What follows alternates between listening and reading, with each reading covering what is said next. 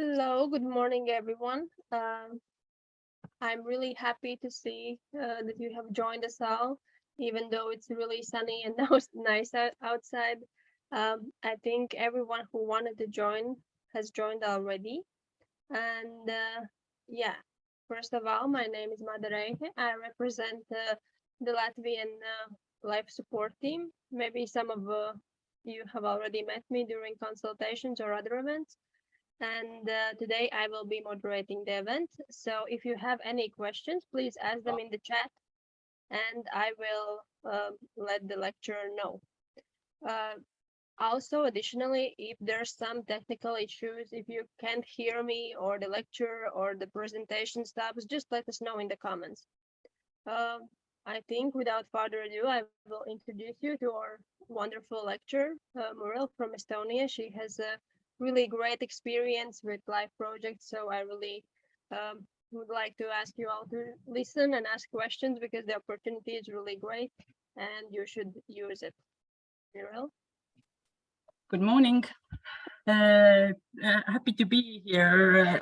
Thanks for the nice introduction. It's been quite a profound one, but it has come from my personal interest of solving work-related challenges. So I'm not a professional grant writer, but rather a person like you wanting to solve some kind of challenge. But yes, I will now start my slides and then try to show what I know about life and what I can give. Do you see my screen? Yes. Yes, I have quite a versatile educational background as well.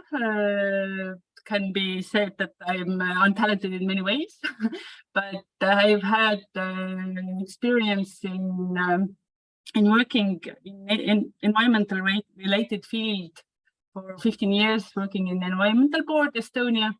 But my background is just I have studied both disciplines as well as the landscape architecture, and I just recently graduated from water engineering in currently work at. And my life experience is on this slide. So I've my first project where I contributed as Life Coast already 15 years ago. More than 15 years ago. My first project I wrote was in 2010. I wrote a nature project, but from there on, there has been projects every once in a while, which I have either written, participated as a writer, or coordinated as well. And yes, currently working also on some life projects. I will speak about my experiences, about what I think that you should pay attention to in preparing a proposal for the current life call, tricks. Then I will give you an overview about an analysis I did for Estonian Ministry of Environment, which asked me last year to evaluate the feedback analysis of proposals which had either failed or been successful in Estonia. I think that many of these shortcomings or inconsistencies that are brought out in these evaluations are quite universal for every application and could be taken into account by anybody preparing a life project. So I think this practical learning from other people's mistakes could be useful. And then if you would like to still continue listening to me, then we could go through the current proposal template.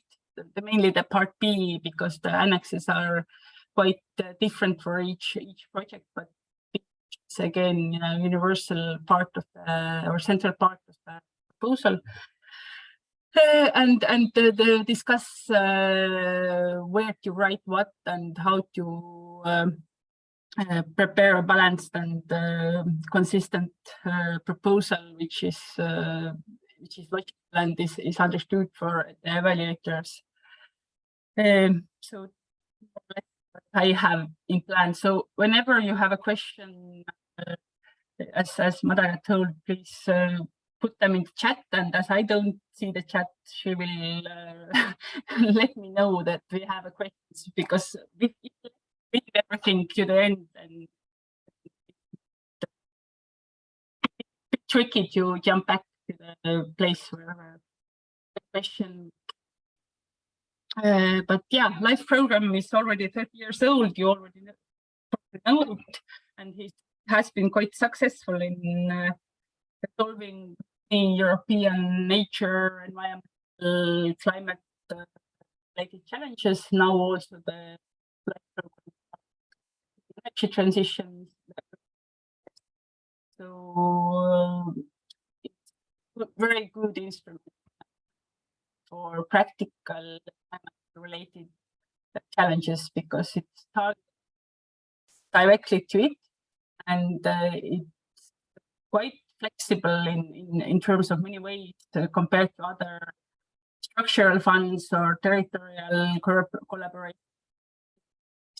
Nura, I'm sorry to stop you. Yeah. Some people are saying that the sound is going all around, and sometimes it's just quiet. Maybe you have. I have mic. But it shows that your connectivity is maybe it's better. Is it better? Yes, it's better now. So my mic probably has ended my collaboration.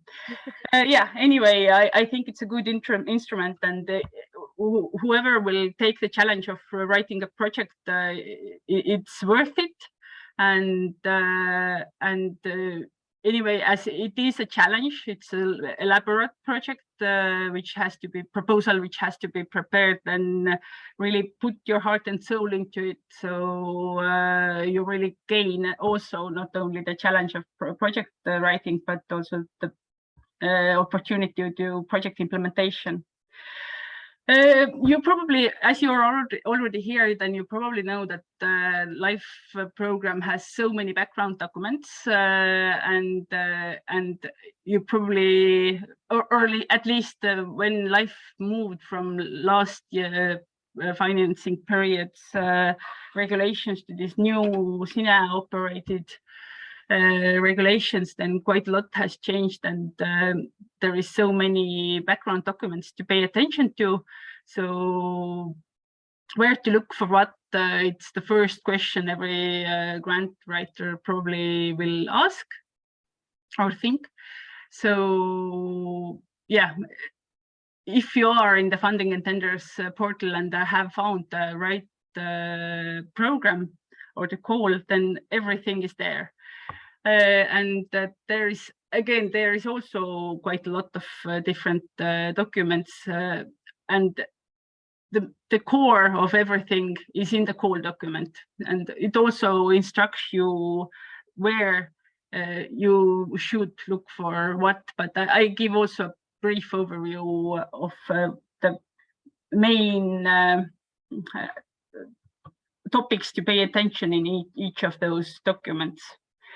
Yeah, call document you really have to know by heart during the process of grant writing. You find there the expectations of the program, you find the timetables, you find the evaluation criteria, you find the expectations of partnerships on the funding, of the budget available for the call, instructions how to use these online manuals and other LIFE resources. So everything is there. And it also gives you opens up the windows to the other calls you have to interlink your proposal to. So yeah, everything is there, but there is more. Really, what you have to pay attention to in the call document is the type of action, and just as you see, I made here the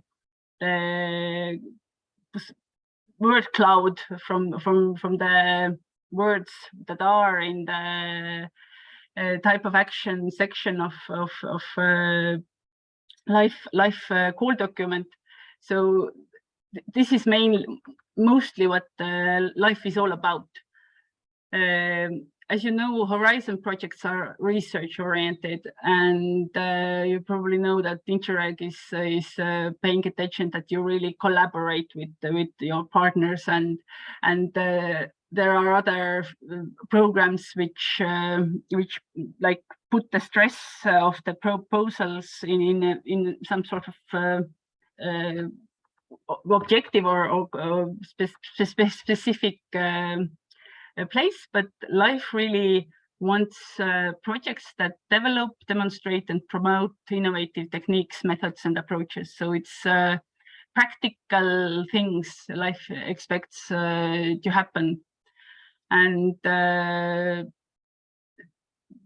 these are things that you have to find in the call document, that if you have an idea and see how to package it in a LIFE project, then really check if it fits and how you have to do the story writing, storytelling to fit with the type of action call expects you to do. The call document also provides all the various technicalities, the places you have to fill in the proposal. As I told, we will later have an opportunity to discuss the part B, but there are obligatory sections also in part A, which is in the funding and tenders portal in the system. Part C, which is also in a system, it's the KPI web tool, the key performance indicators. It's not something to leave as a final day thing, so you have to interlink your expected impacts and different kind of objectives of the project also with the KPI. So check these quite in the first stage of the proposal writing. Then there is this list of mandatory annexes which are universal to all the projects. So you have to have the detailed budget table, you have to have the participant information, and there is various optional annexes that you can include. In some projects there is this obligatory description of sites, which relates mostly to nature projects. But if you are writing a climate project, then consider that the annex prepared for the nature project, if it is relevant, or get inspired from it. So LIFE knows how to read it. So it's not obligatory, but it's worth a check. Then important part in the call document to check and think of during or even before starting to write the project is the award criteria and where to get the evaluation points, and pay attention that the impact, what you really achieve during the project and after the project is something which is evaluated the highest. Of course, the relevance, like call related challenges that you really target what is expected, and you have a good methodology, and it's logical. The project, it's all also important, and it's not possible to have a successful project with only a good impact. It has to be coherent and high quality throughout.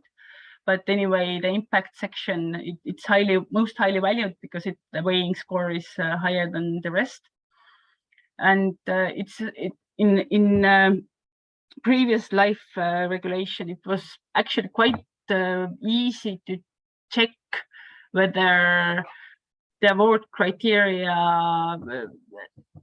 which award criteria point you get from which section of the proposal. So basically there was like a section of the evaluation criteria, and you could see that, yes, in section 2 of the proposal, I have to do this, then I get the points. Then in this evaluation regulation, which is now in this call document, it's actually much harder because the impact is assessed throughout the project. The quality is assessed throughout the project, as well as the relevance. Of course, resources is maybe more obvious, but it's budget related, it's effort related things. But anyway, all these evaluation criteria have to be in your back of your head throughout the proposal preparation. But some things are still easy. So the bonus points, there is quite a lot of bonus points. As you see, that it's possible to get 10 points for ticking the boxes. So you can see if you do something that for sure, if you do a LIFE project, then most likely you upscale some kind of result of previous EU-funded projects, some research, some previous LIFE projects, some Interreg projects. These are points that you can't leave hanging there. So please pick them up and present that you do replicate somebody, you upscale somebody, and how you do it. Not only that you like list a project that you refer some project that you are working on, but how do you do it? Yes, so this is something also to learn by heart and know throughout grant writing. Then next very important resource for project preparation is the model grant agreement. It's something that often applicants check after the project has been successful, but you shouldn't do that. So basically, it's not only relevant in terms of having to know what kind of regulations you will be having to work under later if you implement the project. So you shouldn't have any surprises after the grant agreement has been signed. But other than that, you can get quite good insights about how to, for example, plan the project management, because it's very elaborately explained under the model grant agreement what SINA and the European Commission expect from management tasks. You can find there the communication minimal requirements. Of course, you have to be more inventive there, but the minimum communications regulations are there. Also, all this kind of eligibility questions, because in previous LIFE calls already 2 years ago, of course, so maybe not relevant, but then everything, these eligibility issues were in the call document. But now these topics have been left to the model grant agreement. You can find there which cost you have planned fits in under which category, and you really have to know this, because if you plan your budget wrong, then this is shortcoming in terms of project quality. You get less points under the evaluation. Of course, it is not if there you have some mistakes, then it's not a mistake in terms of losing the project, but and you can change some cost categories during the proposal preparations, project preparation status.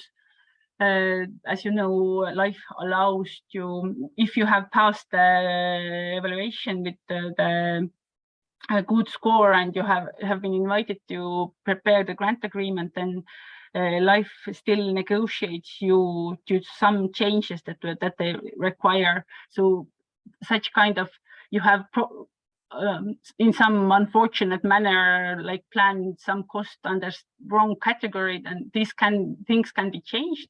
But of course, it's not sensible to rely on that. So it's better to prepare for doing things right in the first round.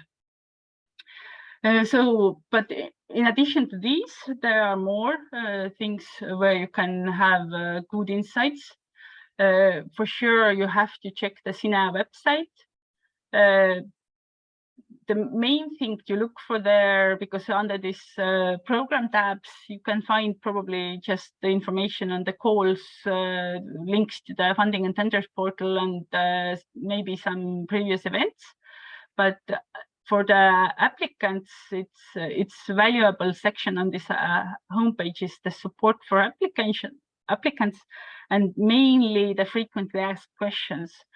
Because of course it's possible to contact Commission as well as SINA, but they are on the holiday at the moment and quite hard to reach, and they might not go really in depth with your challenge currently, as they are overloaded also with grant agreement preparations.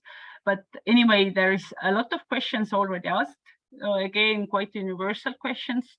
So first, before asking Commission about something, some technicality about the budget, about where to find what, how to do what, then check the frequently asked questions, because there is a lot of good resources about being smart in LIFE project writing available there. Then there is also all these materials are linked. So if you get my presentations, you can find these places in my presentation. But anyway, there is also quite elaborate communication toolkit available for LIFE project. There is inspiration in terms of what has been successful. So LIFE is as I said, very largely about the practical implementations and concrete actions on the like the task specific field, but it's all about communicating as well. So you have to have the word going around that you have in the best project in the world. So you can't only do something good, you have to tell everybody that you did really well, or not everybody, but to the relevant stakeholders. So check this communication rules. There is this minimal requirements.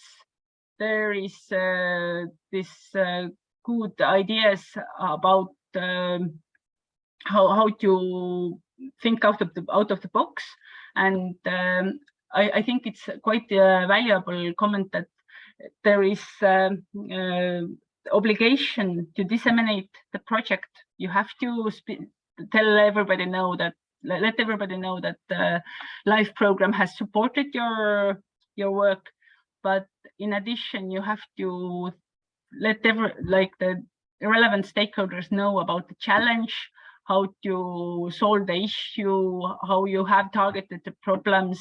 So challenge-wise, also the communication and raising awareness and finding replicators and all this kind of communication.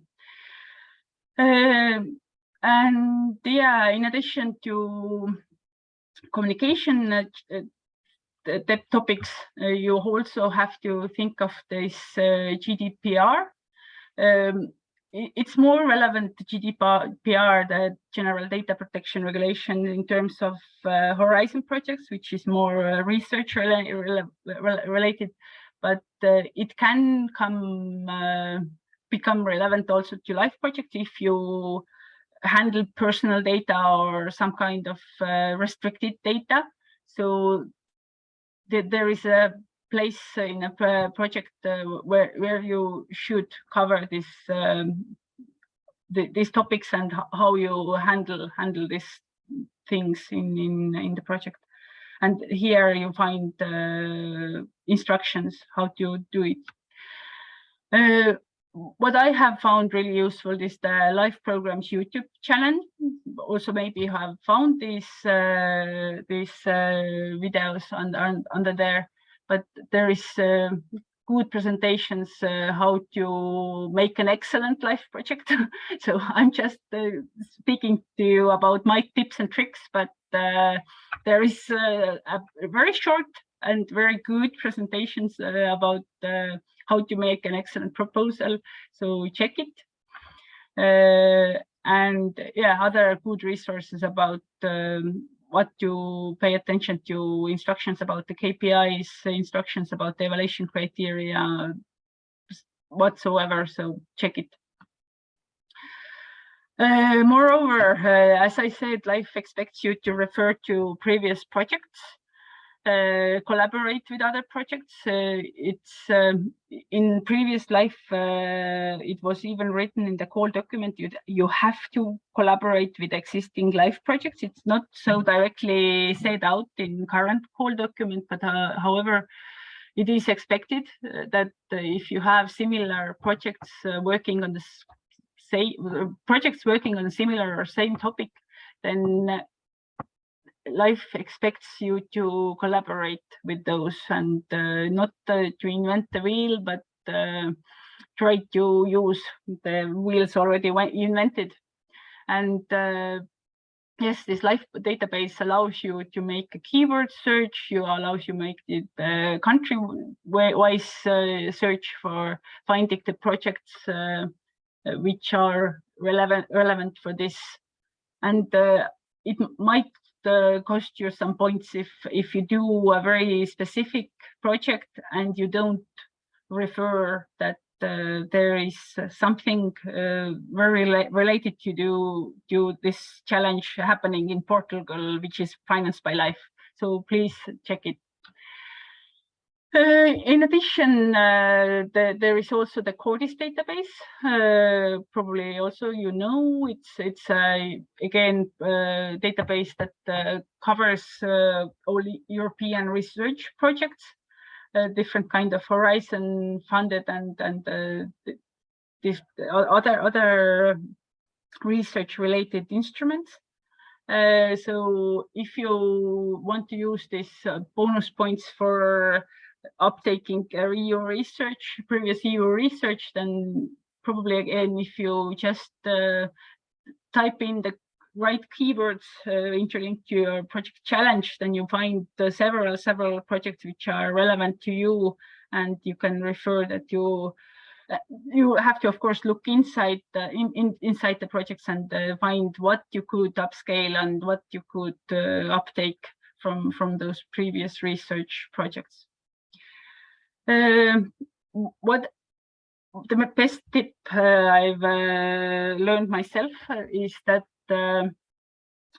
LIFE is a community of really task-oriented people, or mission-oriented people, and if you have a good idea and you're still having challenges in formulating it or having some technical questions and you don't get an answer from the frequently asked questions and the commission fails to answer you, find somebody who has written LIFE projects. They are really friendly and usually open to share their resources and knowledge, and maybe even successful projects which you could find inspirational. So yes, always ask another LIFE project members or project community member.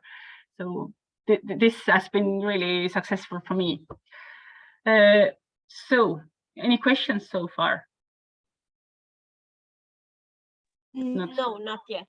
Okay, then I will jump into this review of Estonian project proposal evaluations. It it's related to the traditional projects submitted during 2 years. These projects still applied under the previous LIFE regulation, which was operated by EASMA and was valid from 2014 to 2020.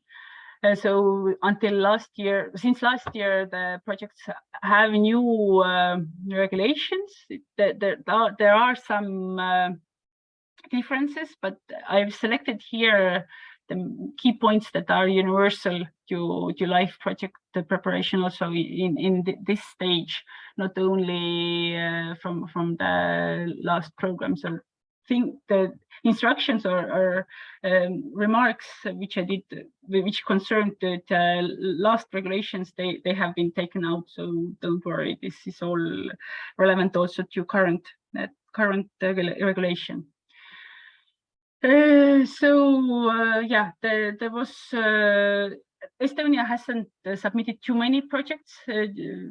As you can see, sorry for it's Estonian for environmental program. I haven't translated it. I will before I send it. But yeah, it's a few projects that have been submitted and even less successful. As you can see, there used to be this concept note full proposal stage for the environmental program, but for the climate program, it actually wasn't. But yeah,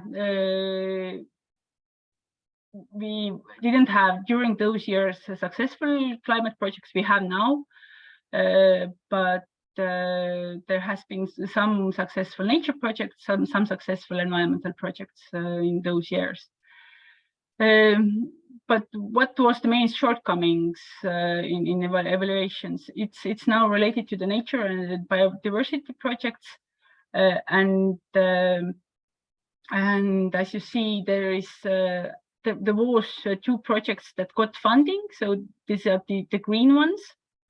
And as you can see, they are quite high scored throughout the evaluation. But you can get project evaluations above the threshold. You can you know probably that there is this pass score which you have to like exceed to have project considered as good in technical quality, but it doesn't secure your funding, but you are left in the waiting list. But still there is not much chance to succeed from the waiting list, because there is many applications and limited resources. So you have to be excellent throughout the evaluation criteria to get funding. It again confirms what I just said. For a successful project, you can be failing in some terms, like have some inconsistencies in some evaluation criteria, but still it's quite balanced project and quite coherent in all evaluation criteria terms. And in some evaluation criteria, it's not even possible to have good scores. I think under here was a national project which scored low on EU cooperation. So if you have a national challenge, you can't score really high in EU cooperation. But you could, of course, do a storytelling how you achieve active replication of your project. So this could have been done. Yes, and again, evaluation could be a good starting point. Or evaluation of failed project can be a good starting point for upgrading your proposal and being successful next year. So it's one of my nature projects I wrote the first time I failed, and second time recycled and upgraded the project and succeeded. got quite high score together with Latvians. So yes, it's possible to fail 1 year, and if you really have the challenge close to your heart and still want to solve the problem or like develop your solution and have time to next year around, then use this previous year's results as a starting point from for a new and better project. So in terms of technical quality, which was assessed under this last regulations, it's not now relevant to award criteria 3, quality.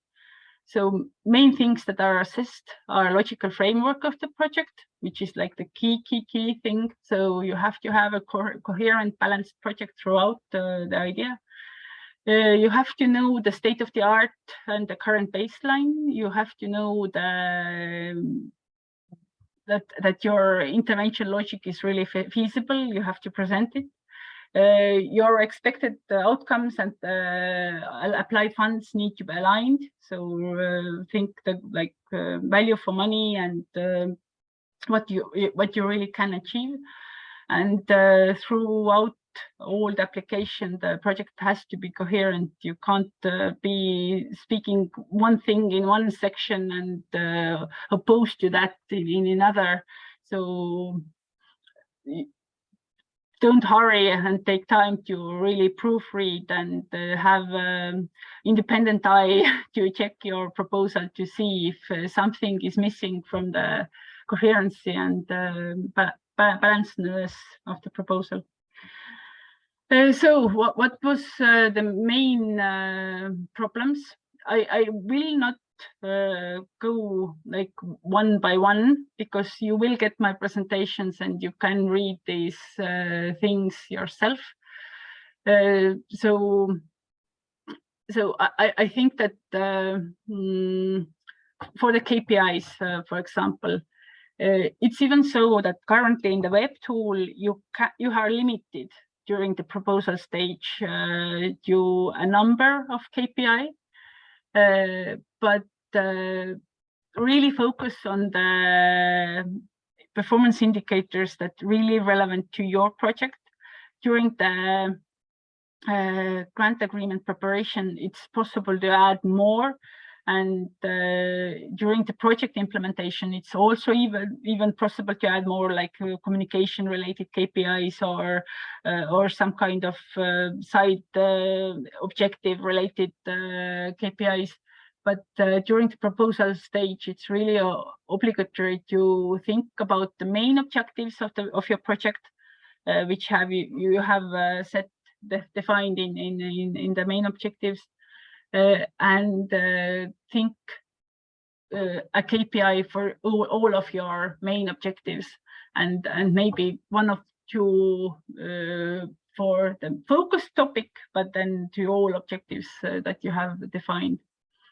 If you are speaking, like telling a story and wanting to explain something in the project, then don't think anything is obvious for the evaluators.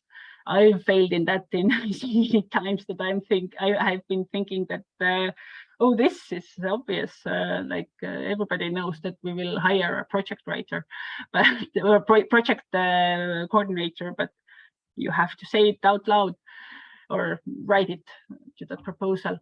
Also use illustrations as like the part B in this e-proposal. If you are familiar to that, it was not possible to use illustrations to, well, it was possible to add some annexes and figures, but it was still quite uncomfortable. But the part B of the proposal allows you to use quite good infographics throughout the proposal in the text.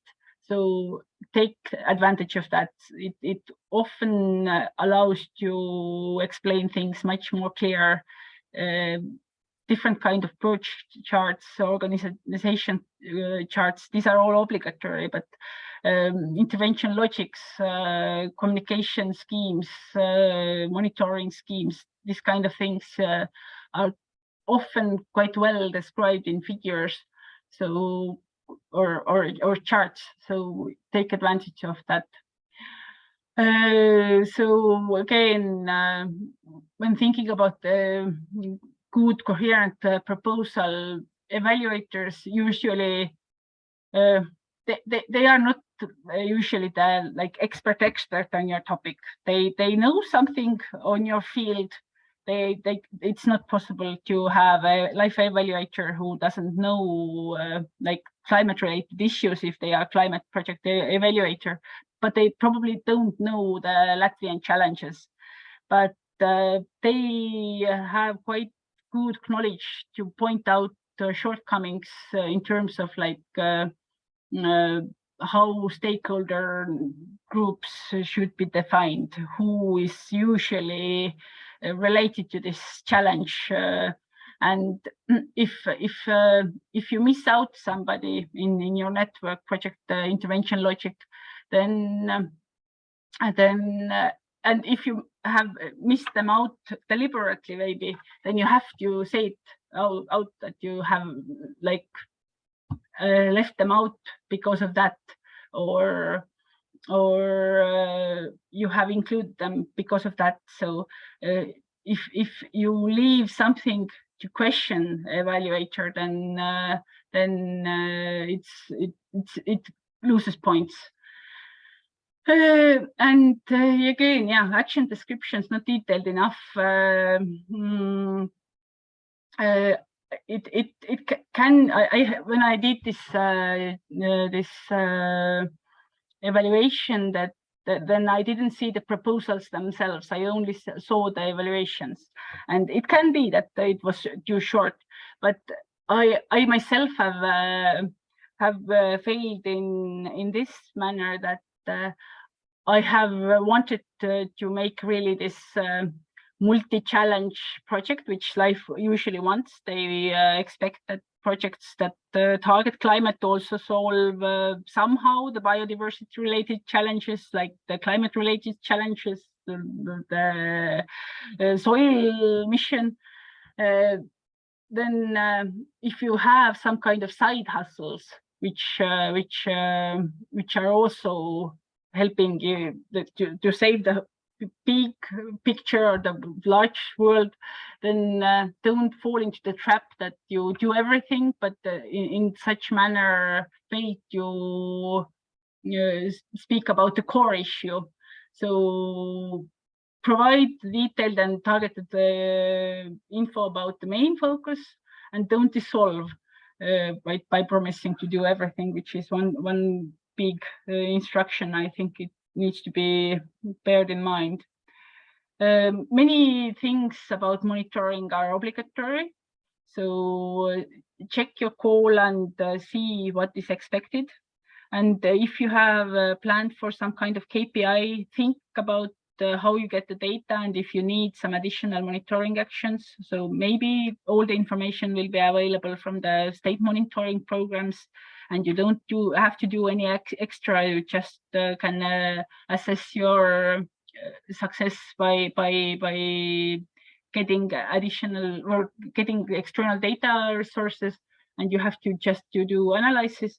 But maybe you have to have some data gathering also done. So think about this, and also about the horizontal objectives that you have defined by yourself. Then, yeah,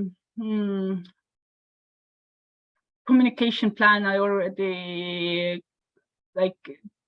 told that there is quite good resources in communication toolkit, but if you enter the project writing in a status that you don't know exactly how do you want to communicate it, LIFE projects are can be quite long, then it might be that it makes sense to plan for preparation of communication strategy in the project, the first stage, and then start implementing it So just plan the resources for the strategy, and then for the strategy implementation, it can be a solution. And really go beyond basic. I will present my project in a conference and do a Facebook community for it. So think outside the box in terms of communication.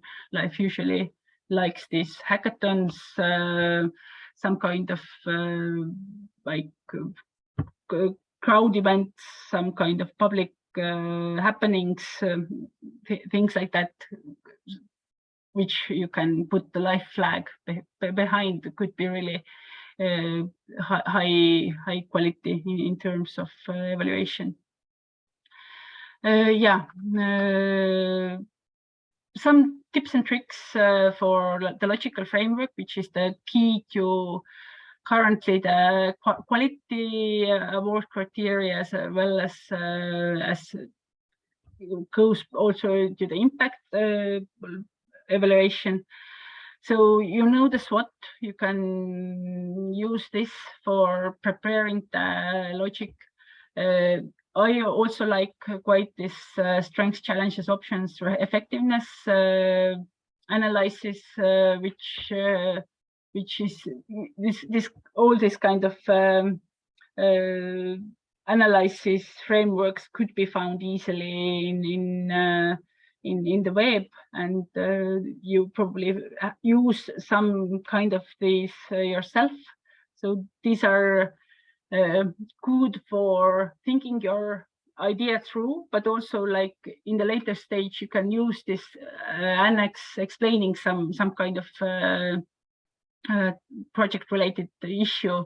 So how you ended up with your project responses, for example, so where it comes from. Again, very good tool that I've used in many projects is the problem tree exercise, that you define the problems you can target and you can have a solution for, and then find the tasks and project responses, how to solve it. So again, for each project I have done in the preparation stage before starting to write things into the application form, I have usually done the log frame, which is the project problem, objective, tasks, roles, budget, duration, risks, matrix, and it usually helps you. It usually, for my projects, it is not like fully finished when I start writing the project. Also, I deliberately put here a slide which shows just as like partly filled in log frame. But if you already have done like the main things, then you already start to have this profound logic, like which goes throughout the different sections of the proposal. So objective sections, the work plan section, the resources section, as well as the risks section. So really the things that the risks are connected to your work, the work is connected to your objectives. So which seems obvious, but for good story writing, it's storytelling, it's often needed to have this background logic. Again, different kind of per charts, schemes, how tasks are related to each other. These are always useful for the external evaluator as well as your own team to see where comes what, how to assure that the time frame is really suitable, that it's possible to get resources from this task to this task. So you have to have this later coherent also in your time schedule. So the schemes like that are always useful and can be easily added to the proposal. organization charts. If you just draw a scheme about project leader, coordinating beneficiary, participants, steering committee, it's also good. But if you can manage to do something more elaborate, showing roles, so showing the teams, it demonstrates that you have really thought things through, so you know what you want to do, and it assures the SINA that they can be trusted with the money. Yeah, financial quality. It's really lucky that the budget, the issues have been simplified in the current LIFE call, or in the current LIFE program compared to the previous LIFE regulation, because in the previous LIFE projects, the budget had to be really fine scale, and each row in the budget had to be like explained what's the background or how the resources have been planned. So it's much easier now, but still you have to think about the cost optimality and value for money, and provide the budget details in this Excel table that you have been provided. So unit costs, like references to resources where you got the cost rates, these kind of things, really relevant. And they evaluate the eligibility or compliance with the cost categories at eligibility. So assure that you know the rules. As I said, this can be found in the model grant agreement. Don't allow the evaluator to suspect double funding. So that if you know that there is similar projects ongoing that the evaluator might start to be suspicious about, then say it again out loud that it's not double funding, it's synergistic funding. So this can be all explained. Again, internal procedures are usually in place for organizations dealing with or operating on the project. So yeah, this can be easily explained. There is this limit that the subcontracting costs shouldn't exceed 35%. So it's again an issue that first check from the model grant agreement whether the cost you have thought of isn't actually other cost or some other category. So in my recent projects, I haven't been in any problems related to this 35%, but previously in the old regulations, when also there was this rule that external assistant cost shouldn't exceed similar amount, then it was possible always to explain it.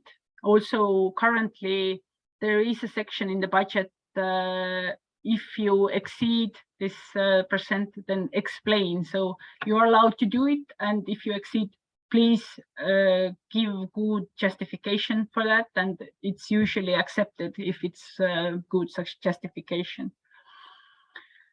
About the personnel cost, it's not usually possible to start paying your existing staff more when you get LIFE project. So use the rates that are already there. So be sensible in terms of that. And also, it's quite common that the evaluator asks you that if you have exceeded the typical average paying rate in the country, that you have exceeded it, why do you do it? And you can again provide justifications, but of course, if you don't have any justifications, you just want to have much personnel budget, then that's not a good justification. Be realistic in this. EU added value. It's now relevant to award criteria 1 and 2, both impact as well as relevance. And under this, they evaluated how the project contributes to LIFE program, how the sustainability issues have been covered, and what is the impact to EU societal challenges.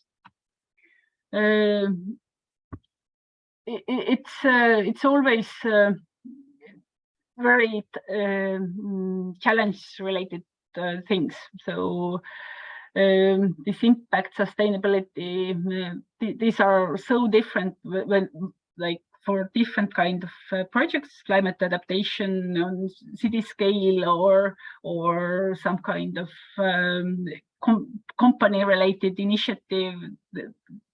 I can't give universal recommendations here, but when you cover the work plan section, then have in your back of your head that you answer always the questions what, how, when, where, why. So even it's possible if you have the section 3.1 work plan, you write these small questions in advance, then write it and then delete those questions. But then you have covered these things, and so the evaluator can't have the question that the project implements something, but that doesn't specify how. So think of the question how, think of the question why, where, when. So yeah. And under the how, probably with whom. So, but it goes too broad already. Again, the key project indicators. I already covered it briefly, but again, it's back here. So think that the KPIs really show that your ambition and the targeted challenge is achieved, and didn't put too much stress on this bit of risk in the application in the first section of the proposal, where I had the comment, but LIFE really expects you take as much risk as you think is feasible. So they don't want to have projects with just low-hanging fruits. So be ambitious and take the risk, but of course you can't like promise the world and then only do like a bit. But yeah, the risk it has to be there, because again, long projects, 5-year projects, LIFE allows, and flexibility in terms of possible delays due to external risks and all these kind of things that LIFE allows the project implementers to consider. These allow or this encourage the applicants to take the risks. The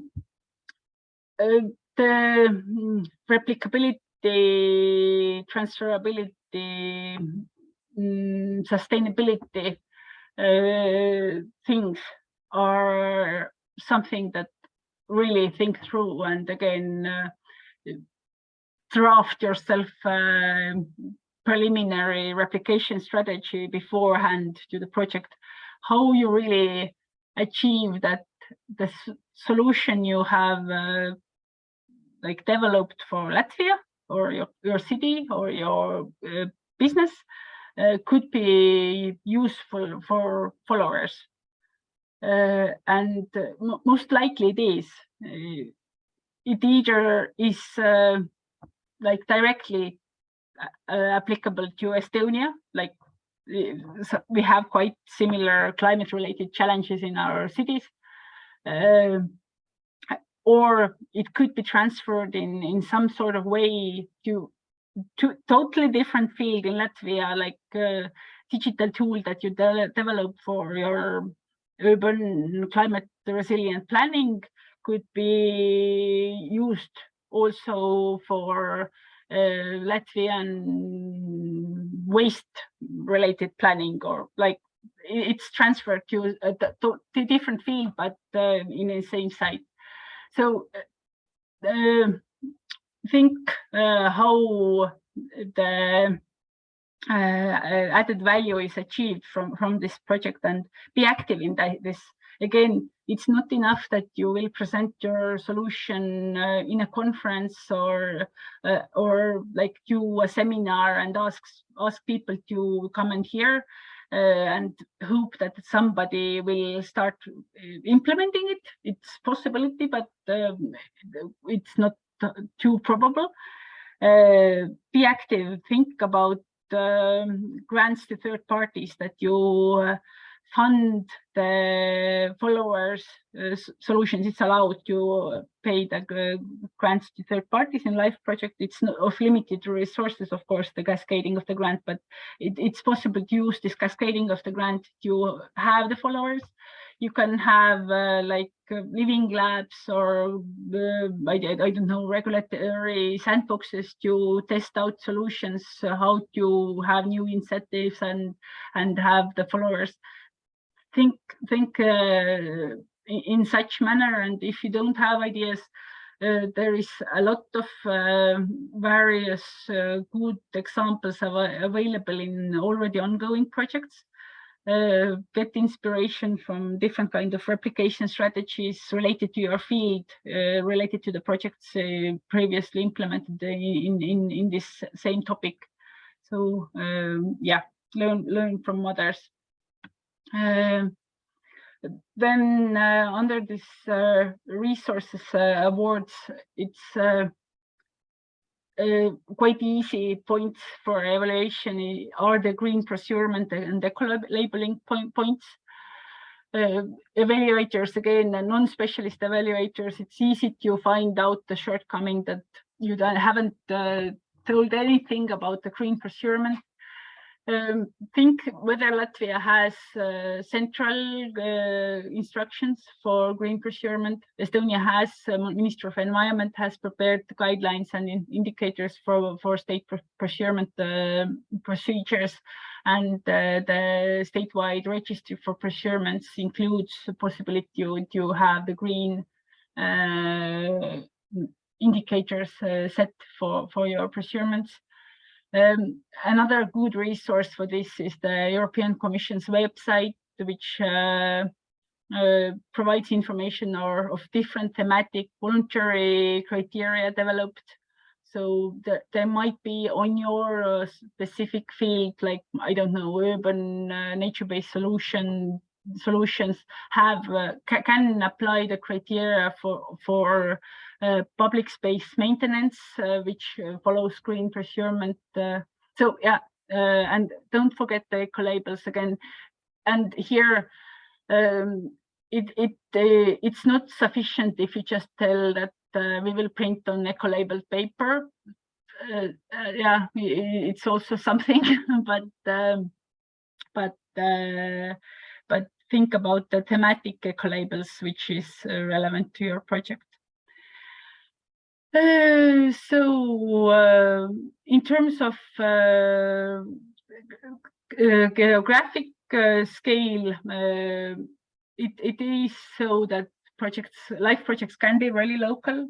I myself have written a very one city related project where participants were all Estonians. And yeah, I know that a colleague of mine has had one company project funded under LIFE, but still there is an expectation from LIFE that the project have to go beyond your core geographical scope, And if possible, you can use the regional umbrella organizations, international umbrella organizations. You have them partner up for catalyzing the project results and go beyond your own reach. Sorry, I need a sip of water.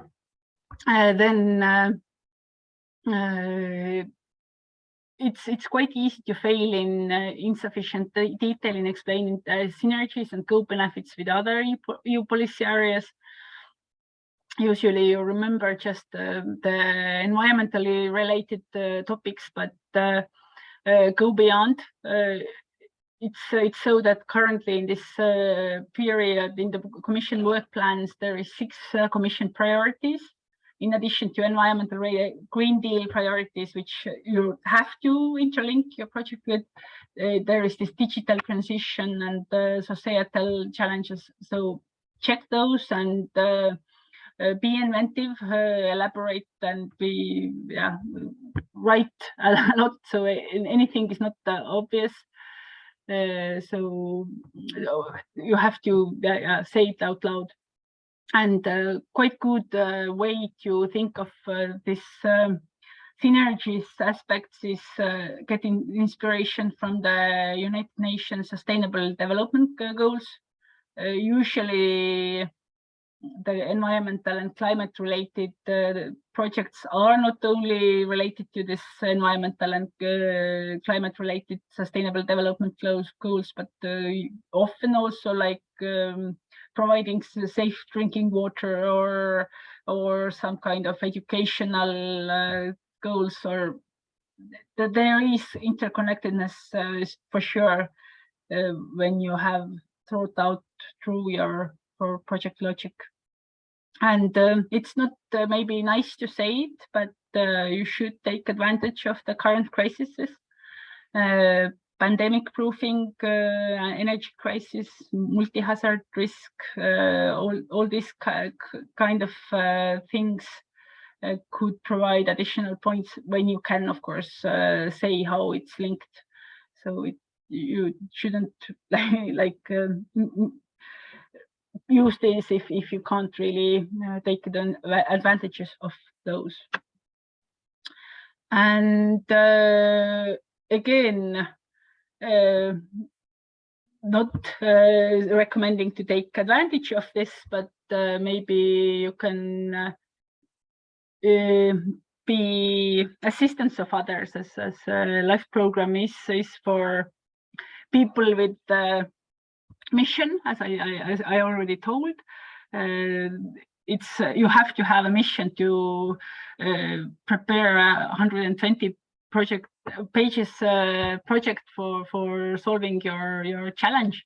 So your mission could be also helping Ukraine, as quite recently Ukraine joined the LIFE program for environmental and climate related fields, not clean energy transition, but environment and climate. Then there sure are challenges for Ukraine, which could be interlinked to your project. If you have partners there, experts there who would want to work on the similar matters or learn from your project, I guess LIFE really would like to send resources to Ukraine. So if you can interlink your project with the challenges in Ukraine, then I think it could give you also your good points, but also moreover help country in need. So to conclude the presentation part of my my talk here, you have to know the problem, the baseline where you start, and not only the country-specific baseline, but the global baseline, the regional baseline. Don't only speak about who is doing it worse than you, speak about who is doing it better than you, show that you know whom to learn from, show who you can assist with, develop throughout the project a good logical framework which is consistent, balanced. Don't prepare a project where the background story and the impact and the objectives are really elaborate, and then the work plan is pressed together on the 2 pages. So you have to have a good balanced project. Be ambitious, do as much as you can, take risks, but have those risks be manageable, and focus on feasibility and value for money when planning the actions that you can achieve and you can achieve in sensible amount of resources.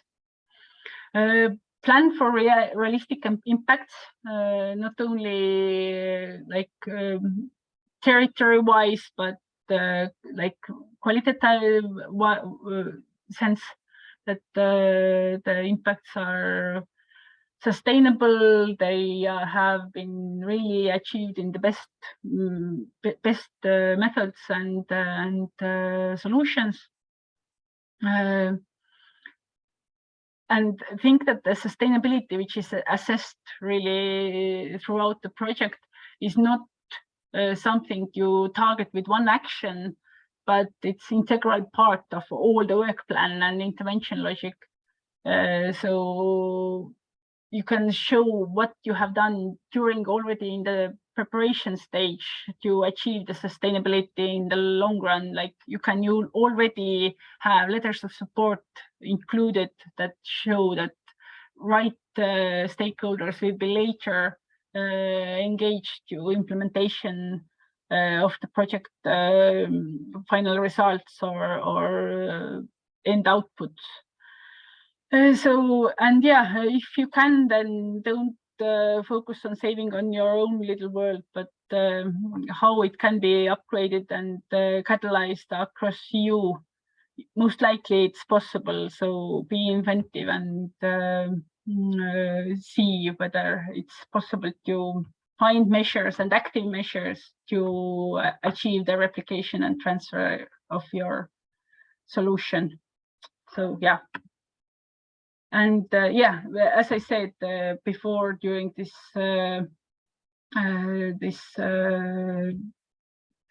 resources slide where I told that LIFE has a good YouTube channel, and there is one slide extract taken from this presentation on how to write an excellent LIFE project. So what is the good design principles for a project and what are the common problems? Please have a look at this presentation. It's good insights. So yeah, take advantage of good experts explaining what is needed. And yeah, the deadline is quite soon, so you probably have questions, or we can continue with part B. Yes, thank you very much. We do have questions. I only see 2 because I had connectivity issues and Zoom threw me out. So if there's any more questions, please, I would ask the people who submitted them to ask them. And Mira, maybe you can turn off your mic because I can hear myself. Okay. Yeah, thank you. So the first question is it possible to include figures and tables in the proposal? Yes, I'm showing now the part B, and in each of these tables, it's possible to include something. I can maybe show in a second how we did one project last year.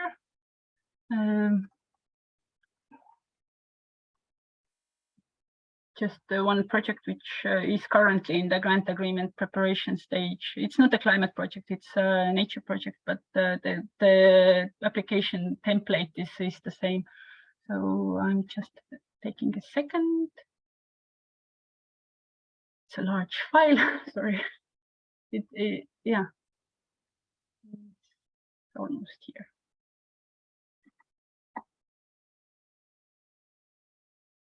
And when you do this part B, then I recommend you not exceed. Of course, you shouldn't exceed the 120 pages.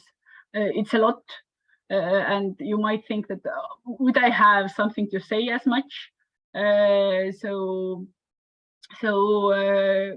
you surely in the end will have the struggle that you might need more, but you shouldn't exceed it, because when you upload the document into the system, it first of all deletes everything which is above 120. So if you have important sections later in this end of the proposal, then it's all deleted. But if you think that we can manage in 30 pages, then you probably will fail in many evaluation criteria. And I think that if they have set the limit of 120, then you probably have to reach 100 at least to have every aspect of your project covered. Of course, please don't be like excessive in explaining things. So be concise, but explain as much you think that the evaluator might have questions. But as you can see, it's possible to have quite a lot of images, and it actually helps the evaluator to read it, because if it's just plain text, then you might get bored. So, use like highlights, use tables. Actually, it's quite difficult to find a way to include a table here. In some parts, I actually added a picture of a table because it was so bad to add tables, but it's possible. So, but it is really, it makes sense to like make the proposal a bit more readable by adding figures and charts and places. Of course, you will later add maps about the project, but in some like here we had we wanted to explain that Aarhus City has already existing green network in place and the policy works. So we wanted to demonstrate it in the text as well as in the figure, and it helps you also have the proposal more readable. So yeah, it is possible. Thank you. We have another really short and simple question, but I would quickly like to add that for general and basic LIFE program information, we do have info seminar recordings and presentations on our website, LIFE Programmā. But Mira, the second question is, who can apply? Basically, any organization registered in EU. There is again in call document. This section is there, so you can find it. And I thought that I will not cover this very technical things, which you can find from the call document. So rather it's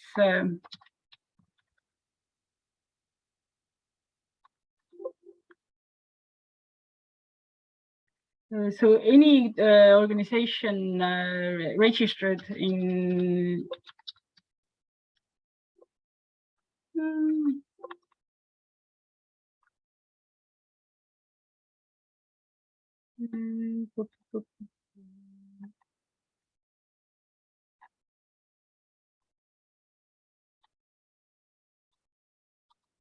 companies, state organizations, NGOs, whoever. So yeah. you can find it somewhere here.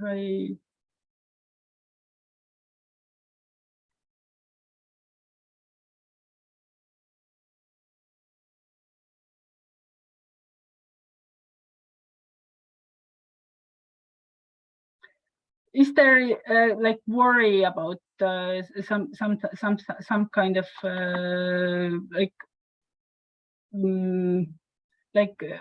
why such a question? Do you think that you might be ineligible, or?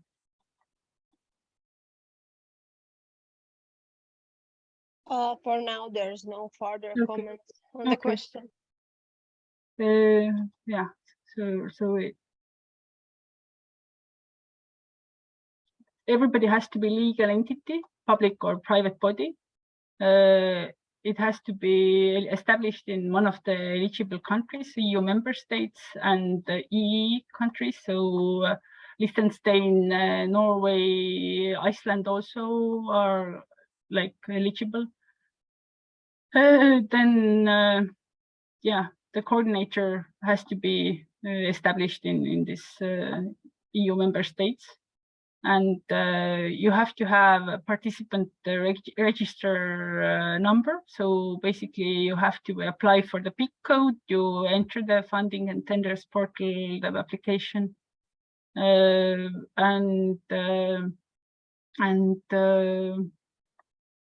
so yeah, the instructions are in the call document.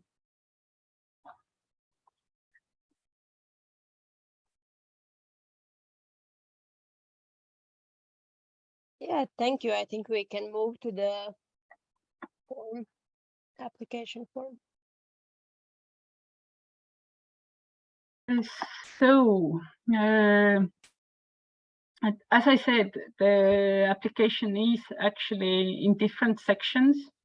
There is part A, which consists of the abstract of the project, the budget, like total budget of the project, information about the applicants. So this is all in the funding and tender system. Then there is this part B, which is the core of the application, 120 pages document prepared as a RTF file and then uploaded in the project in the system as a PDF.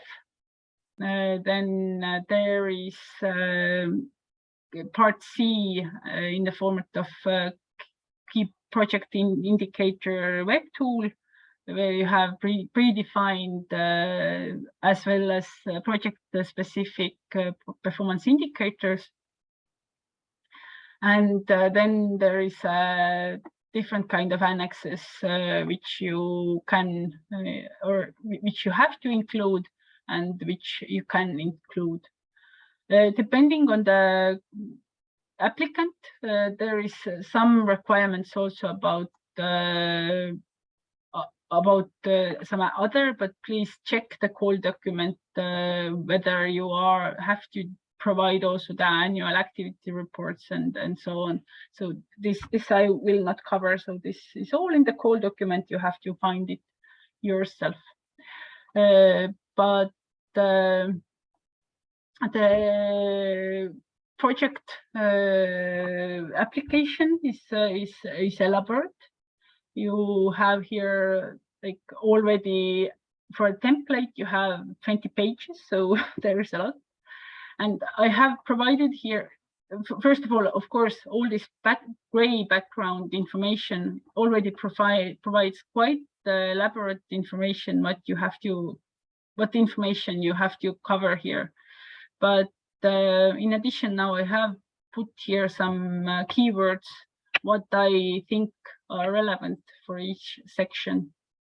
And for applicants, it's really important that you shouldn't delete all these kind of things and these green things to like save space for your application. Nothing is told about like or there is something told that you shouldn't put the margins too far, and the font shouldn't go below some kind of level. So you again find this in the call document. But here, what I have stressed in the background section is, as I said, in this typical shortcomings of projects, that the baseline is inadequately described. This is the place for it. So background, backstory of your project. You can either start from your local challenge and then go to global baseline, or you can start by explaining the global baseline and downscaling to your local conditions. So it's your way of demonstrating your storytelling abilities. But again, you have to explain what is the context, what is the state of the art, what is your current capacity. You should compare with other countries, regions, demonstrate you know where you are situated in this challenge, provide information about more advanced examples, but again, information about the possible followers is already a good place here to show that you know your possible replicators, for whom these solutions would be important. And for this, most of this information or instructions here explains how to cover the background information, but as the headline here asks you to provide also the general project objectives, then you have to use some of this space provided here also to define what you will be working on. So as there is so many places later in the proposal where you again have to speak about the project objective, then this is here in the background section. You have to be a declarative or very general in terms of defining what you're working on. But again, already in the next section, you will be more specific. And from this general large focus of your project, you will fine-tune your objectives to more specific ones. And when they ask you to be clear, measurables, and so on, then I recommend you think of these objectives in the SMART like objective definition tool. You probably have heard about it, this specific, measurable, achievable, realistic, timely. Then if you have defined your objectives like that, then you already have quite good intervention logic for the next subsections, where you have to again speak about these work plans and timetables about how to achieve your objectives.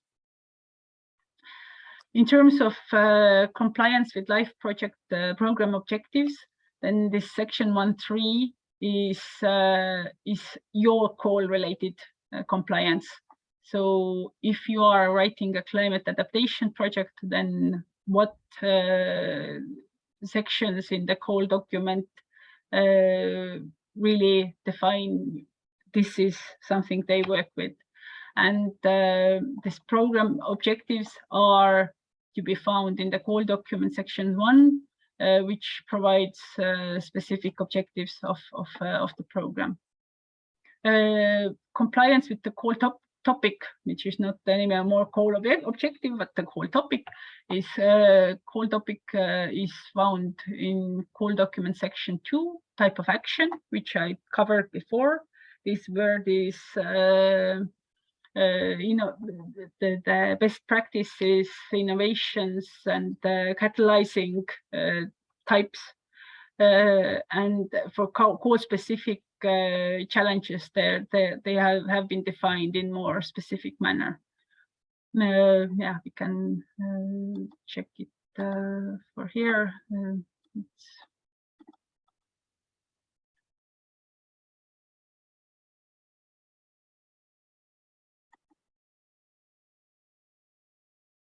So yeah, these are these. Then focus and elaborate the main area of intervention, but think also multi-benefits.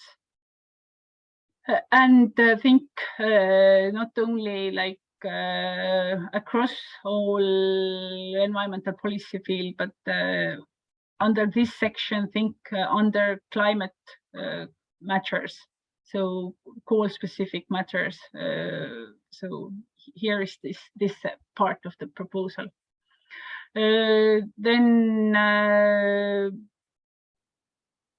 here you should check whether the call document refers to any certain your challenge specific policy documents, EU scale. Maybe there is some kind of Commission recommendations linked to this call text. So if you have any references there, then think of your response to those policies. The call document does not cover national policies in those matters, so you have to include those yourself, national and regional maybe. And if you know that the European Commission or some other EU institution has like communicated any kind of topic related challenge to your country. I know that the Commission has pointed out several issues for Estonia, like water related, waste related, that they expect urgent actions in terms of some specific fields. If you know something related to that, to your challenge, then it's really good to point this out. Then in the concept and methodology section, this is the point here to speak about the intervention logic. They already start explaining about the logical framework. You have to think whether your project is like innovation project or best practice case study. It's probably the intervention logic is a bit different, and as well as the state of the art and the backstory, but develop your intervention logic based on where you come from and already interlinked with the previous sections and refer to those. So don't repeat what you have already said, but rather refer throughout the proposal, that find this explanation explained in section 1.2, further elaborated in work plan under section 3.2, so on. So use these chances. Use infographics, as I said, and yeah, for the methodological part, this is a place here where you have to demonstrate that you know what you're speaking about. So demonstrate your excellence in the field, refer to key scientific sources, EU projects, European Environmental Agency reports, and build on high impact scientific knowledge. And as no instructions are given about referencing like different sources you use in the proposal, I recommend you still use some documents. I already closed my example proposal, but I will just show that it's not. It doesn't make sense to refer to each fact you use. So it's not your thesis. So basically, you don't have to refer every part of your text. But the key documents, it's sensible to show that you build on like scientific sources, like peer-reviewed articles, European strategies, so on.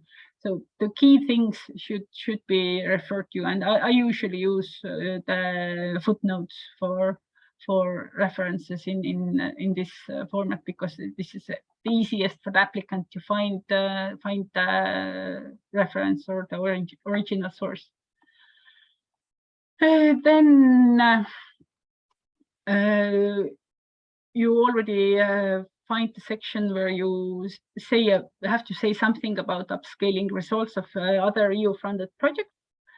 So here, I think you should think both about your own excellence as well as openness to collaborate with other projects.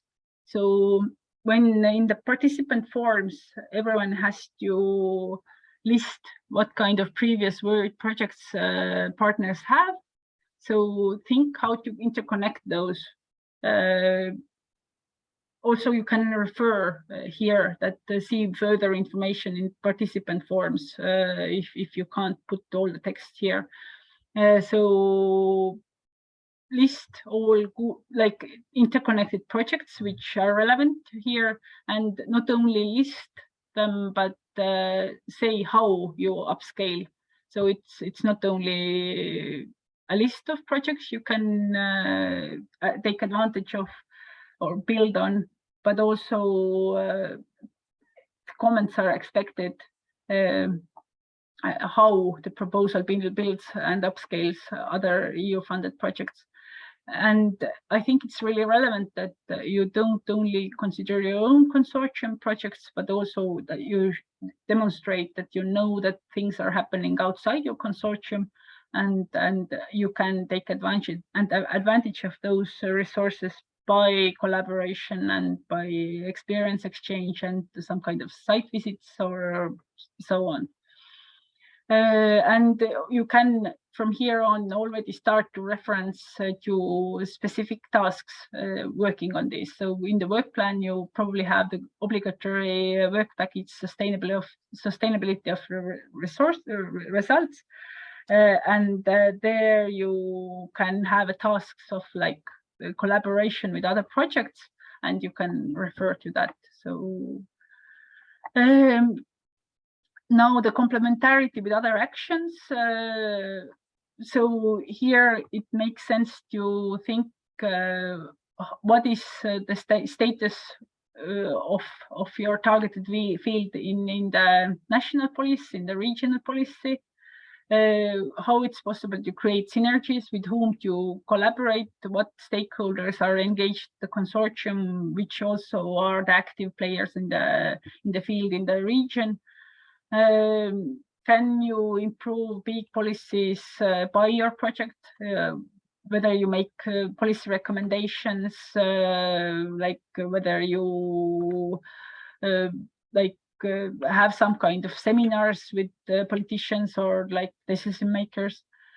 Plan tasks if necessary, refer to them.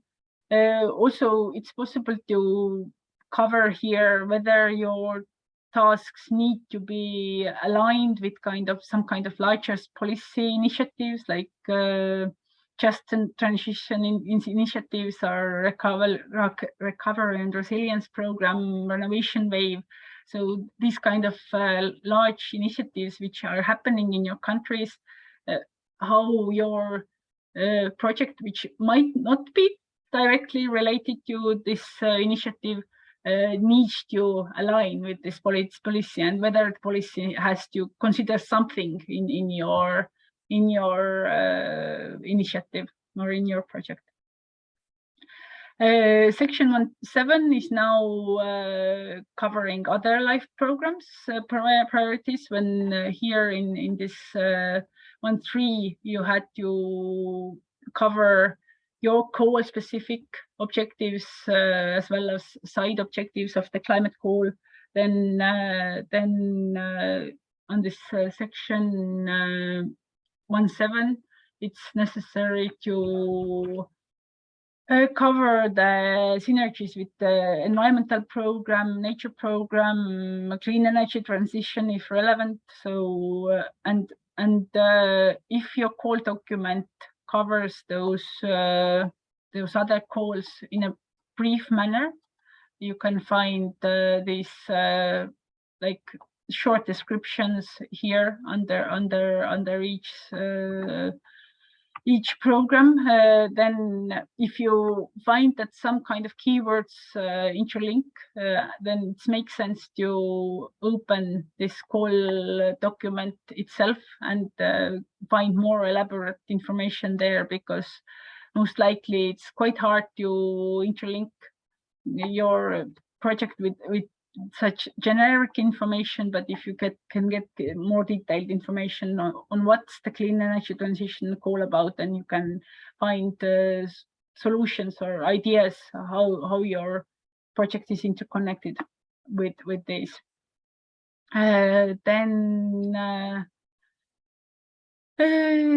This section of synergies and co-benefits with other policy areas, this I covered in my slides a bit. These 6 Commission priorities. For sure, it makes sense to connect your project with Green Deal policies, digital transition, just transition, New European Bauhaus, whatsoever. There is so many various ideas that it's possible to interlink proposals with.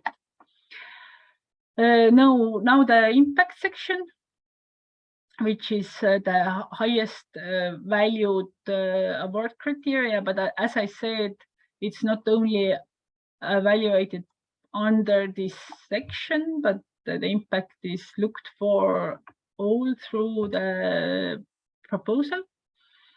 But yeah, ambition, be ambitious as you can, take risks, talk, as I said before, but keeping the intervention logic, coherences with the objectives defined in section 1.4, and KPI tool, which is something you, as I said, don't leave it for the last day, because then you might find yourself in struggle. And if you have defined more than one objective for the project, then set ambitions for all of those specific objectives, as well as define key project indicators for all of those specific objectives. Under the credibility of the impacts, again, it's necessary to show that you know how to achieve the impact, where you come from, what's the baseline, show that the data which describes the baseline is adequate. You probably have some kind of surveys, inventories, some kind of monitoring results, some kind of statewide statistics which you base on. Show what kind of actions you need for having an adequate monitoring in place. Don't start writing here the monitoring actions, but rather show that you have a scheme or plan for how to achieve it. You can refer already to the work plan, and there is a separate section for monitoring in resources as part of the proposal.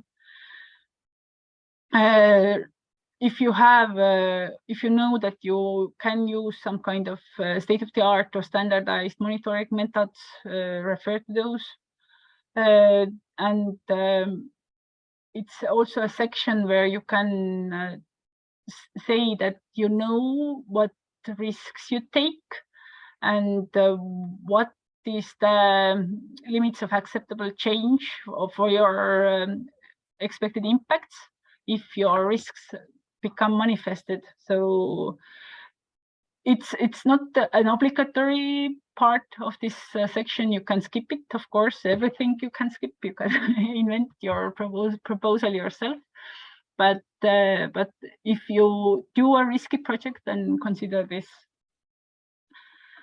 Again, sustainability of project results. There is a separate section for it in the project, and there is an obligatory work package for these topics.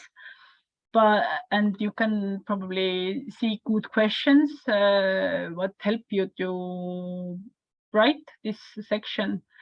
But for my projects, I already usually cover 3 questions. What I have done prior to this proposal submission, during the proposal writing, to prepare for sustainability, who I have involved, how I have achieved the coherence with already existing and implemented strategies, what kind of collaborations I have foreseen, these kind of things which already prepare for the sustainability of the end results. And what is planned to be done during the project. So, for example, if I plan to build something, how I select the design criteria to achieve that the built solution is really sustainable. What kind of policy work is done that somebody will maintain this built solution? What kind of financing agreements need to be done for having in place like regime for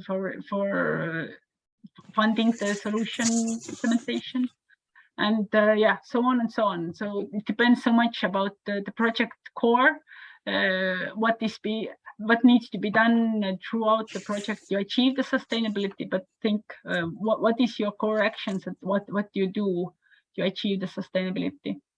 And for sure, you have to answer the questions what actions need to be followed when the project ends, and who commits to this. So whether these are the project beneficiaries, or have you engaged somebody with a letter of support who takes on tasks, and if you have a solution like that, then why they have been not included as a project beneficiary. So yeah, it like the snowball starts to be rolling out. So exploitation of project results. So again, good questions in the grain background, but yeah, again, a reference to this sustainability replication and exploitation of project results. But what is, for example, the gathered data's value?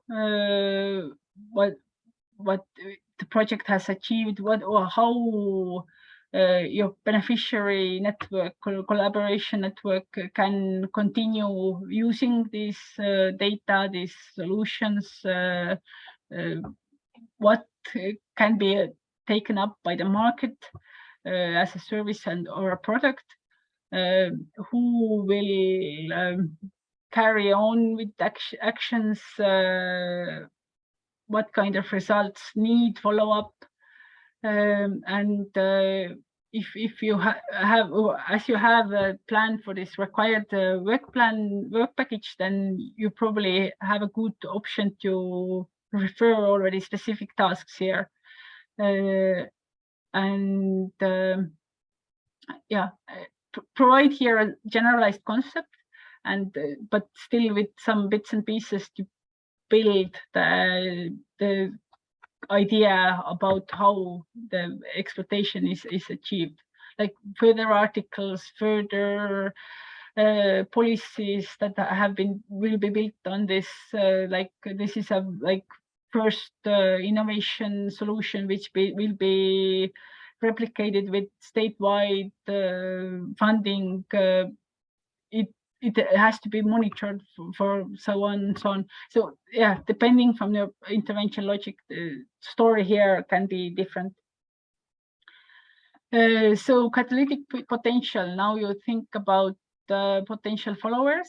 And as I said, it's whether somebody can directly replicate your solution, or this idea or the framework or that digital tool or something you develop could be transferred to some different circumstances. And plan active tasks, not just expectations that somebody will take up your solution. Think of how you will have, I don't know, major to major walks to demonstrate your best practice to follower cities, how you have living labs happening in follower municipalities, some kind of business agreements that could be done. So yeah, sky is the limit here, and it's a highly valued award criteria. So put here some thought. Under the implementation section, you have the work plan, and now it is already. You think that you have been writing this already, because brief descriptions of the work plan you already wrote under the intervention logic, but it's constantly building up. So when I'm showing maybe the example application, then the intervention logic provided here under the 1.4 it was.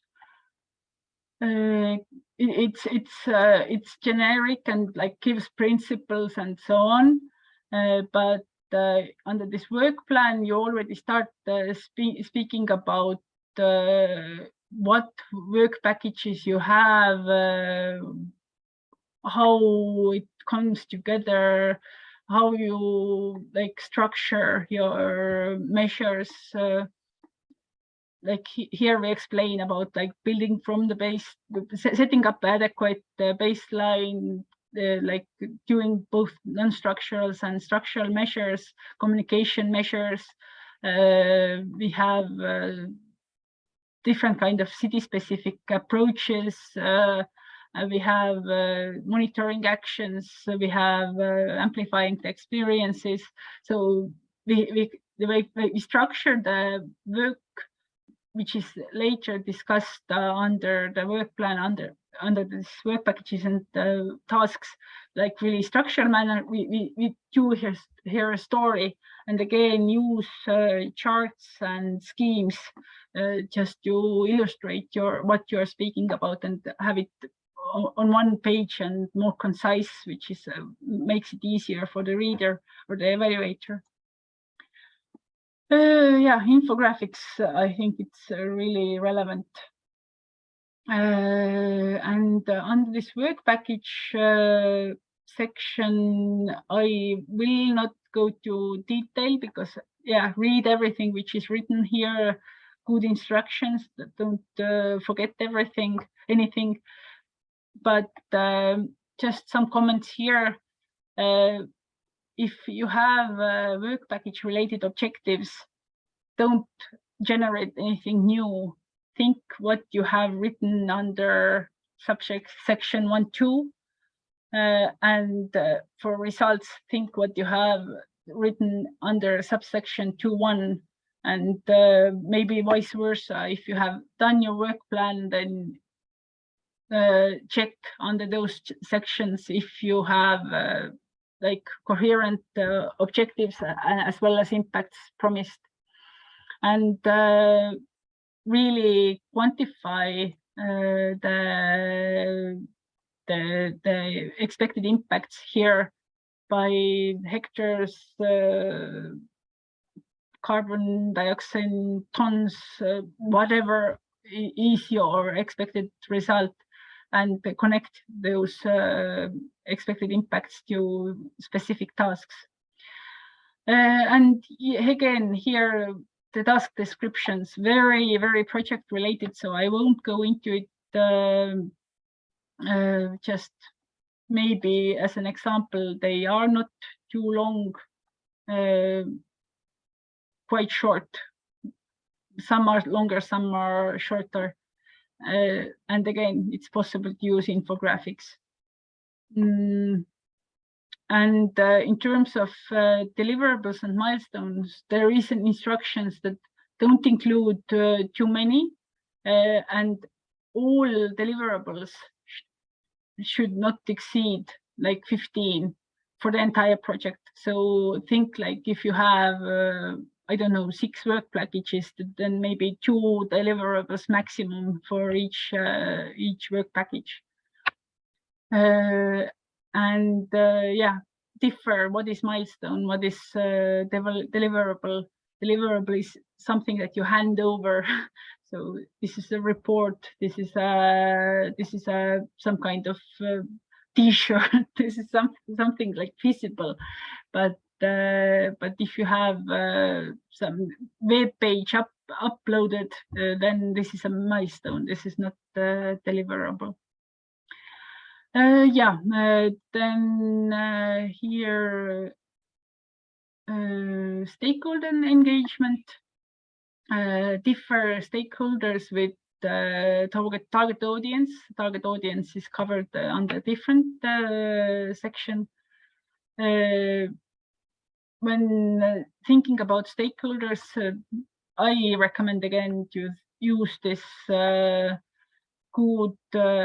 thinking helper where you can differentiate your stakeholders based on their influence and interests. Maybe there is more clever analysis tools which you can use here, but anyway, you can't target everybody or engage everybody. So engage only the ones that are really having high impact and high influence and high interest in the matter. It's possible based on the project intervention logic to consider whether you need some kind of stakeholder panels or stakeholder engagement groups which are regular. Think of how already existing networks could be helpful to you, or whether you have to do some work to engage them, to collaborate with them, co-create with them. So yeah, all these good engagement words. Then under this monitoring and reporting, again, some parts of the proposal already covered it. We had the credibility section where it was covered, as well as other bits, and also KPI web tool has to be considered when you write this section. It's a place where all these interconnections come together. So if you had some tasks specific to monitoring, which you had foreseen in some work package, then here you can show the general logic of those actions coming or tasks coming together. So probably you have different monitoring actions in different work packages, or you have one monitoring work package where you have different work done to different monitoring topics. But here you can show the logic behind it, why you have defined this kind of work plan, and again refer to the methodology part in the above sections, as well as credibility and of impact subsections. And yeah, again, think of the roles and standards and so on, the practical and operational settings for the data management, as well as access of data and handling your results and reports. Now the communication and dissemination section. And when above we had the stakeholders, then now we have a target audience. So if you have different stakeholders, then many of those are engaged by practical actions, contracting or so on. So they don't need some kind of specific communication actions, but then you have the target audience for whom your dissemination and communication actions are intended to. And exploit the available LIFE communication toolkit. Think about the existing social media channels of the consortium. There is already existing audiences waiting for content. So don't promise new channels, but rather say that they exploit existing ones. But differentiate the project visibility from the issue-related communication tasks. In terms of resources, I showed one organization chart which was in a successful project where the roles had been defined and different kind of partner staff had been listed, but more simple ones also work. Sometimes the partnership is more complex and you have several countries, and you can have quite simple consortiums schemes included, so you don't have to have really elaborate like I had in the slide. But what you have to do here is to explain why you are really the best team behind this challenge. Why these organizations, or if you are doing a solo project, then why it's sufficient, how you can achieve everything by your own organization. And keep in mind that the participant forms, which you also annex to the project, support the text which you provide here. Project management section. Probably you already had the obligatory work package project management and coordination with WP1, but here again, operational stuff. What is the decision-making mechanisms? Like good questions here, but I recommend you get inspired from the model grant agreement. There is this coordination section of it, which gives quite elaborate information what is expected from the management of the project. Again, refer to above sections, most over the work package 1, but I think also it's quite relevant to refer to the consortium setup, as well as some other sections of the project, as well as the annexes of the partners' descriptions. Then the green management, I think I won't go in detail because I already covered this voluntary green procurement criteria, which is developed by the European Commission. If you have organizational policies or standards in place, but this can be referred, but if you don't have anything like that, then it's also don't leave it blank. So you can just provide some simple promises as well, that you do avoid excessive traveling or like do online meetings or so on. So these things also are providing at least half a point. So. And budget form is a separate Excel table, which also only includes the costs on other costs, subcontracting, traveling costs. So all the personnel costs are covered only as an effort and total sum. So don't start writing personnel costs under this detailed form. So don't do this mistake, which I've also noticed some have done. And risk management. Don't be too elaborate on this. Maybe 2 pages maximum for sure. Don't exceed that. but but when explaining what risks you are taking, cover both the likelihood and impact of the hazards, because it's often done that you provide the likelihood, but you don't show the impact, or vice versa. And for sure, think of how you mitigate your risks. So I've covered everything. So you can have this presentation from Madara, as well as the commented template. And if you have questions now, or if you have questions later, then you can find my contacts in this presentation. Thank you so much. I think it was extremely valuable for everyone who is planning to apply this year. So I think people will really come back to these materials later in the writing process as well. We do have a question for you. Is it okay to do some technology optimization actions before the scale up during the LIFE project? Yes, it is okay. It is LIFE projects allow like everything.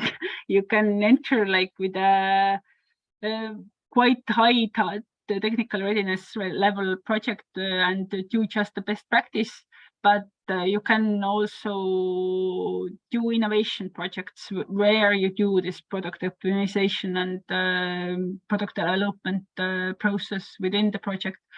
It must be said that LIFE projects are not research projects, so like the first technical readiness levels, like base research should be done, but like technical readiness from 4 up to later stages is all like eligible for LIFE.